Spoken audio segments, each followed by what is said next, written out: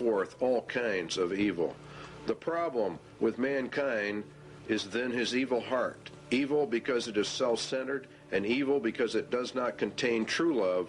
The love within that it does have is hurtful or harmful, manipulative, self-centered, and filled with its own desires, according to the Lord. But we obtain other clues as well from the Scriptures as to the true reasons for war, and particularly in our day and age. James says, "Go to now, ye rich men, weep and howl for the miseries that shall come upon you. Your riches are corrupted, and your garments are moth-eaten. Your gold and your silver is cankered. The rust of them shall be a witness against you, and shall eat your flesh as it were fire. Ye have heaped together treasure for the last days. Ye have killed and condemned the just."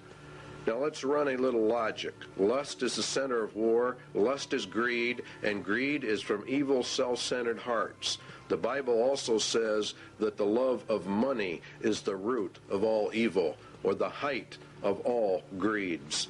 Lust then is greed, and the ultimate greed is an insane love of money, which brings with it power, which brings with it control over mankind. Thus the rich men of the earth are indeed in total control over money, and they have developed a system of economic controls well laid out in the Scriptures. If the rich men of the earth gain control over the planet via their Babylonian economic system, then they are the ones who are only powerful enough and rich enough to wage war, and they are the only ones who can develop the war machines that you are looking at on your television screen. They are the ones who can develop the weapons necessary for modern warfare. Iron Mountain agrees.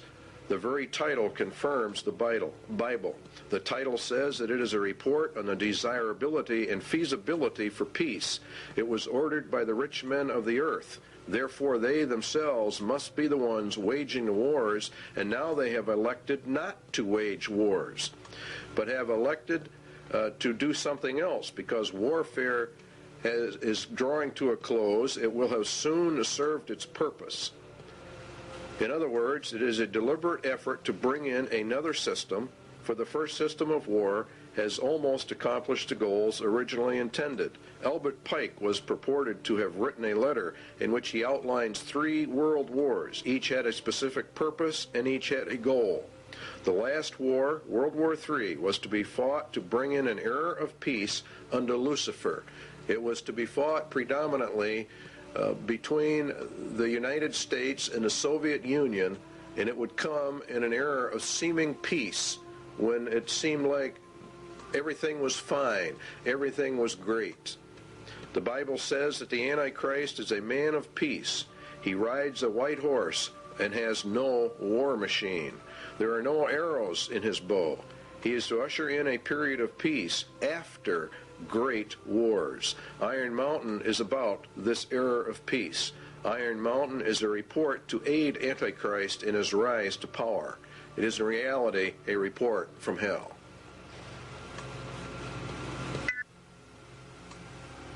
Iron Mountain asks, what can be expected if peace comes?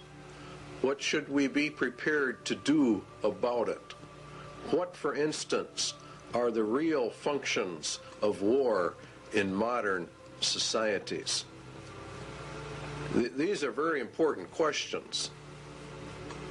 The Soviet Union says a peaceful exploration of outer space is the constructive alternative to the plans aimed at spreading the arms race.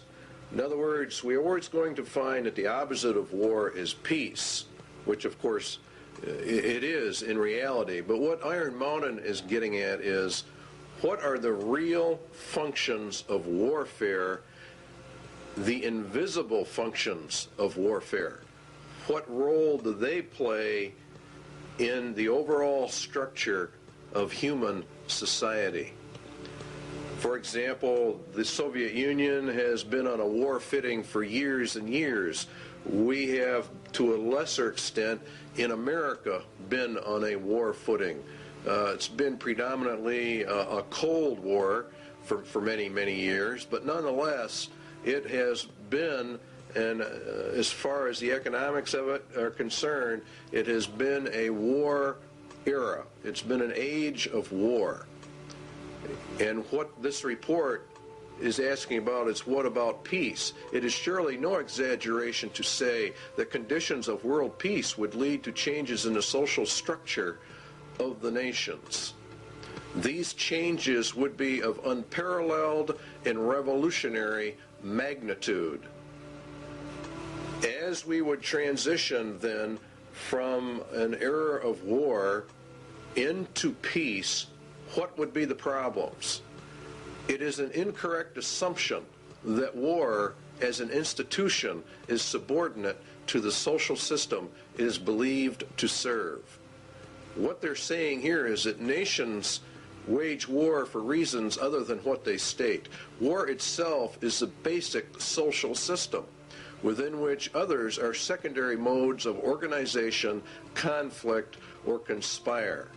In other words, war itself is the basic social system of mankind. And if we go to peace, we're going to have problems unless we understand that. It is the system which has governed most human societies on record today. Well, this is, of course, very true in our day and age. We have seen nothing but war, starting predominantly with World War I and coming forward. The Soviet Union has had tremendous expenditures in their military, and the United States has likewise. It's been, in reality, an arms race. We're going to find out there is a reason for it.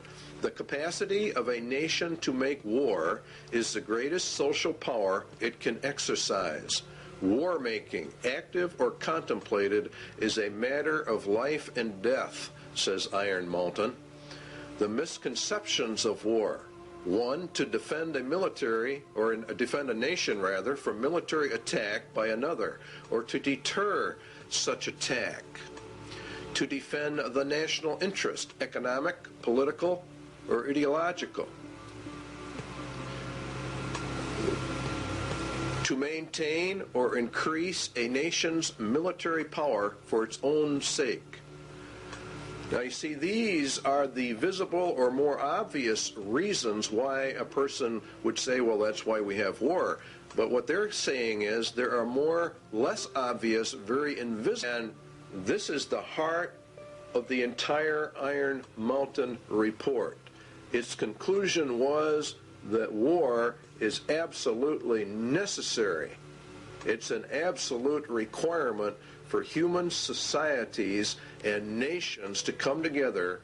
It is in reality, they claim, the glue of the nations. The Soviet military machine, or its war-making capacity, is the actual glue that has held the Soviet Union and the communist empire together.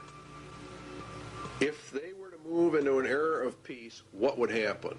All right, Iron Mountain says it is these invisible or implied functions that are the dominant forces in our society. So what we have to find out then is, what are the true functions of war in a society? Why, for example, has the Soviet Union and the United States, both of which are controlled by the rich men of the earth, been on a constant war footing, constantly escalating this conflict? Why are